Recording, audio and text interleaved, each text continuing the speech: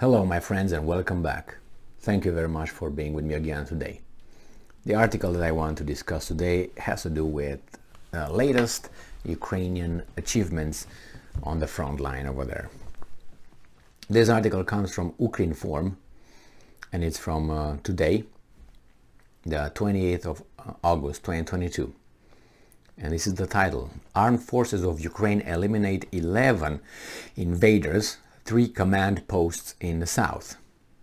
On August 28th, the defense forces of southern Ukraine have eliminated 11 invaders, military equipment, and 3 command posts of Russian troops. And I'm quoting: "Our missile and artillery units hit 3 command posts in Kherson and Darivka, including the 35th Ruschisк Army in Nova Kakhovka. The ammunition depots in Lyubimivka and Kherson were also struck." Vladislav Nazarov, spokesman for the Operational Command South, posted on Telegram. As noted, the confirmed losses of the enemies are 11 soldiers, 3 armored personal vehicles, and a MSTA-S self-propelled howitzer. The bridge and the crossing over the Inhulets River are under the fire control of the armed forces of Ukraine. The objects do not function after the damage. So that means the little bridge over there. As reported from February 24th to August 28th, the defenders of Ukraine eliminated about 46,750 Russian soldiers and destroyed 1,942 tanks, 4,256 armored personnel vehicles, and 1,050 artillery systems and other enemy equipment. If you are to believe that. I think the numbers should be and are, I think, less than that, for the obvious reason that you always overemphasize or magnify or maximize the enemy's losses and minimize your losses. Maximize your successes and minimize their successes. The armed forces, now I have another title here: Ukrainian troops destroy enemy headquarters in Nova Kakhovka. So the same thing, the armed forces of Ukraine hit the enemy headquarters at the Sokil plant in Nova Kakhovka, Kherson region. I'm quoting, although the propagandists write that their air defense systems were clearly heard, the armed forces of Ukraine struck Ruschisks in Nova Kakhovka, end quote. Serhiy Klan, a member of the Kherson Regional Council, posted on Facebook. He noted that the Ukrainian military hit the headquarters that the enemy had set up at the Sokil plant. As reported, the armed forces of Ukraine struck the cluster of enemy manpower and equipment in Nova Kakhovka, Lyubimivka, and Kherson in Kherson region last night. So, everything that I read here is the defense forces of the armed forces of Ukraine hit the guys who are on the other side of either that river with a bridge or the command posts and arms, and they cause damage. I don't think this is a big counteroffensive that they were talking. I don't think it's even a counteroffensive. I think it's just as I mentioned before, I see this as this moment as Muhammad Ali versus George Foreman.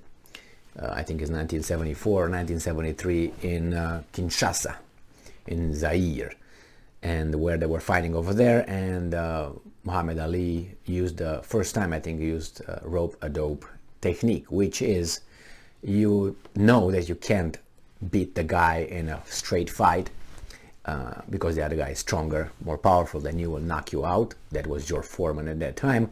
But you can get that the enemy get it depleted of energy, which is manpower and ammunition and military equipment. And how did he do it? Muhammad Ali, eventually he won the fight in 7th round, knocked him down and knocked him out over there. So he was just standing behind leaning on the ropes and let Foreman hit him wherever he was hitting him. And from time to time he was just getting with a straight and was jabbing, and then again, bam, bam, bam. That was it. So I'm guessing this is what happens. That's how I see this right now. I don't know if it's going to have the same outcome. I mean, I'm pretty sure it will not have this outcome, because George Foreman could not be knocked out, in this case Russia, unless they destroy the Russian leadership, which is Putin and his cabinet. And then you put some other weasels that would say, okay, we decided to take our pants down, bend over, and take it however you want. And unless that happens, Russia will not be knocked out in the 7th round, or ever. Now, if you're going to have that, yes, Muhammad Ali will win, Ukrainian and its backers, Angelo Dundee, will win. So in this case, Russia just, Ukraine just is hit, attacked, and just smashed one time, smashed here, goes around a little bit, goes back, leans back, comes back, and all that. I think that's how I see it as of now. How would Ukraine going to, unlike the real fight between the two, I think the real fight here between Ukraine and Russia, I think Muhammad Ali will collapse because of the how should I put it, never-ending attacks and strikes from Foreman, who will not be depleted and could not lose. As I said, you could not lose, you have nuclear weapons. How are you going to lose? Unless the command says, stay down, don't use them, even if we lost the conventional war. So that's why I say Foreman will not be knocked down or knocked out, unless the leadership could be knocked out. It could be a punch to the head, right? That head. No, and then that could be, which happened in a fight. Actually, he hit him in the head and knocked him down, out. He was counted to 10 and he couldn't come out. So that was it.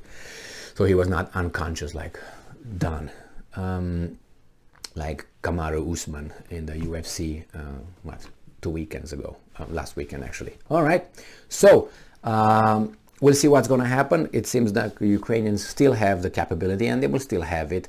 I don't know how the Russians will be able to prevent the Ukrainians from rope-a-doping and punching and from time to time, because the Muhammad Ali will always get energy and punches from Angelo Dundee, his trainer, which is in this case the sponsors, United States, Great Britain, France, and whomever feels guilty, like Germany, and they will provide that, and the other ones are in the big club that have to do that, because not have to, the big boss and the interests behind big bosses, big muscles dictate that this have to occur, and Russia should cease to be a power, economic or military, or if it's a military power, should be under the total control of the United States of America, therefore under the control of the globalists and the banking and big business interests.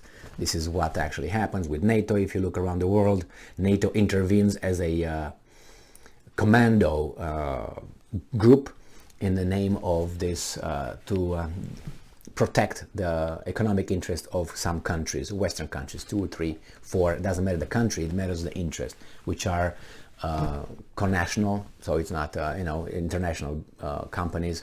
It's not only from one country or something. They are all over, and they are multinational corporations. So this is the NATO's duty now. So Russia became a little bit too strong and too mouthy, so they need to get out of the world scene. It's our hegemony, it's our time, and it should stay like this, like it stayed in the past 30 years. That's what they think. Thank you very much for being with me again today. Stay strong, stay smart, look for the truth, and be just.